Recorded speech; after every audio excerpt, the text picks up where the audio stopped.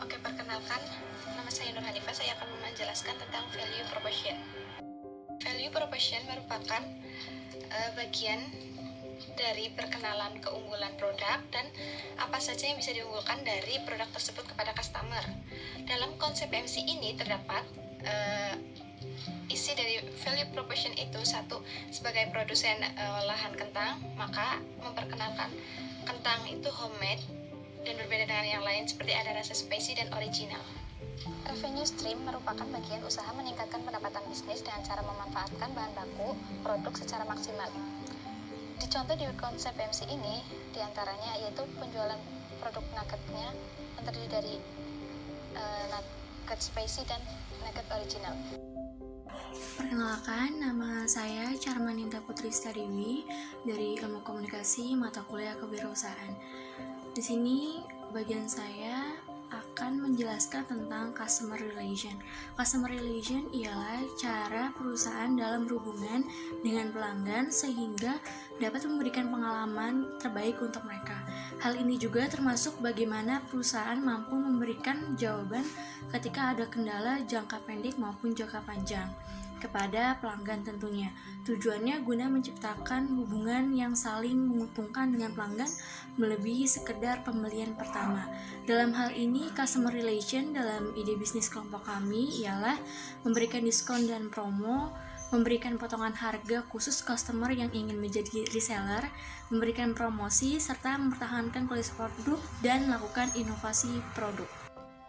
Assalamualaikum warahmatullahi wabarakatuh. Perkenalkan, nama saya Muhammad Rizky Kozo. Saya dari Ilmu Komunikasi dengan jurusan Public Relation. Di sini saya akan menjelaskan tentang BMC yang telah kelompok kami buat. Saya akan menjelaskan tentang customer segment. Customer segment merupakan pengelompokan orang-orang yang mungkin tertarik terhadap value proposition dari bisnis yang kita jalani. Di sini dalam BMC yang kami buat ini, pada customer segment bisnis yang kita buat, kita memilih khalayak umum serta restoran maupun kafe-kafe yang yang masih membutuhkan supplier makanan atau seperti bahan-bahan makanan yang dalam bisnis kita jalani ini. Assalamualaikum warahmatullahi wabarakatuh. Perkenalkan, nama saya Dina Ikomal Febriani, Ilmu Komunikasi. Kali ini saya ingin menjelaskan tentang ide BMC kelompok kami. Kali ini saya menjelaskan tentang key resources. Key resources adalah sumber daya yang paling penting dalam perusahaan.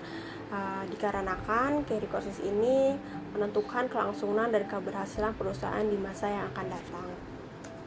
Key resources di kelompok kami masuk dalam alat pengelolaan makan yang baik dan bagus, serta tempat untuk melakukan pengelolaan atau proses pembuatan. Assalamualaikum warahmatullahi wabarakatuh.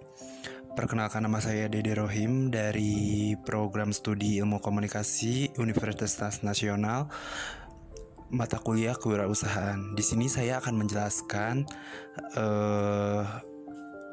bagian dari model BMC atau model bisnis kanvas, yang di sini saya akan menjelaskan key activities.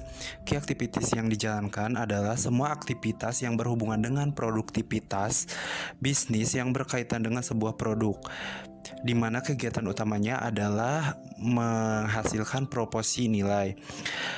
Key activities juga merupakan serangkaian kegiatan yang dilakukan oleh organisasi untuk menciptakan produk atau jasa yang ditawarkan untuk pelanggan, membina hubungan baik dengan pelanggan, serta mengelola pendapatan hasil nilai penjualan produk.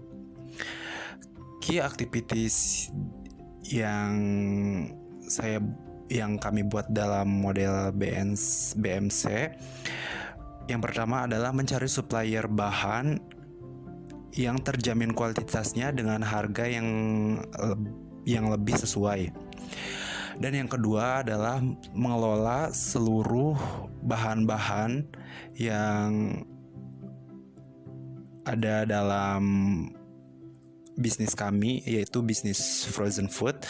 Dan yang ketiga, menjual produk melalui offline store kurir maupun online store GoFood maupun Instagram. Assalamualaikum warahmatullahi wabarakatuh. Perkenalkan, nama saya Mayfris Wiranti, mahasiswi Universitas Nasional, mata kuliah Kewirausahaan. Ini kayak partnership olahan frozen food, menjalin hubungan kerjasama melalui gerai toko frozen food, supplier bahan makanan, atau bisa melalui ojek online GrabFood atau GoFood, dan juga pedagang kaki lima. Channel olahan frozen food melakukan penjualan melalui e-commerce, media sosial, toko-toko frozen food, dan juga reseller. Di sini media sosial bisa melalui Instagram, Twitter, maupun media sosial lainnya. Halo, assalamualaikum warahmatullahi wabarakatuh. Perkenalkan, nama saya Yuliana Vitasari. Dalam kesempatan saat ini saya akan menjelaskan mengenai cost structure. Cost structure sendiri dalam bahasa Indonesia merupakan struktur biaya di mana yang di dalamnya terdapat rincian biaya-biaya yang dikeluarkan oleh perusahaan untuk yang bertujuan untuk menjalankan key activities atau aktivitas kunci dan menghasilkan value proposition. Di sini kita dapat menggolongkan cost structure dengan kebutuhan pengeluaran perusahaan. Dan kemudian di sini saya akan membahas mengenai biaya variabel. Yang pertama merupakan biaya proses pengolahan yang di dalamnya terdapat biaya bahan baku. Biaya bahan baku sendiri ini merupakan semua bahan baku yang dibutuhkan dalam proses pembuatan seperti ayam, udang, tepung, minyak, telur, dan masih banyak yang lainnya. Kemudian bahan baku yang kita pilih ini merupakan pastinya bahan baku yang fresh dengan kualitas menengah ke atas dan dengan harga yang lebih murah. Kemudian yang kedua merupakan kemasan. Biaya kemasan. Kemasan sendiri merupakan hal yang penting di sisi kualitas, di sisi lain dari kualitas makanan.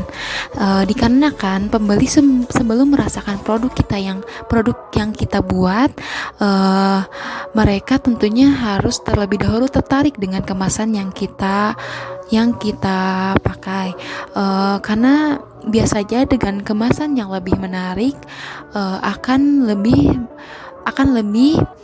memikat para konsumen sehingga penasaran apa yang ada dalam si kemasan tersebut. Tentunya biasanya kemasan yang menarik itu merupakan kemasan yang unik atau kemasan yang simpel tetapi premium.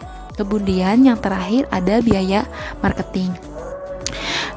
Pada zaman modern saat ini tentunya marketing merupakan hal yang wajib digunakan oleh seorang penjual atau perusahaan, di mana promosi saat ini itu yang bertujuan untuk banyak orang yang bertujuan untuk mengenalkan produk kita ke banyak khalayak. Nah, tentu saja biaya yang saya maksud di sini merupakan semua biaya yang digunakan untuk melakukan promosi mengenai produk kita, yang sehingga banyak mengenal produk kita. Nah, salah satunya yang bisa kita lakukan adalah melakukan endorse kepada selebgram yang berkualitas, di mana dengan mengendorse ke selebgram itu diharapkan kita mendapatkan feedback yang baik, di mana banyak yang penasaran terhadap produk kita dan melakukan transaksi pembelian terhadap produk kita. Di sini kita harus pintar mencari selebgram, di mana selebgram yang harus kita endorse itu selebgram yang bisa menghasilkan yang memiliki bukan hanya sekedar memiliki followers banyak, tetapi bisa menarik followers mereka untuk tertarik terhadap produk kita.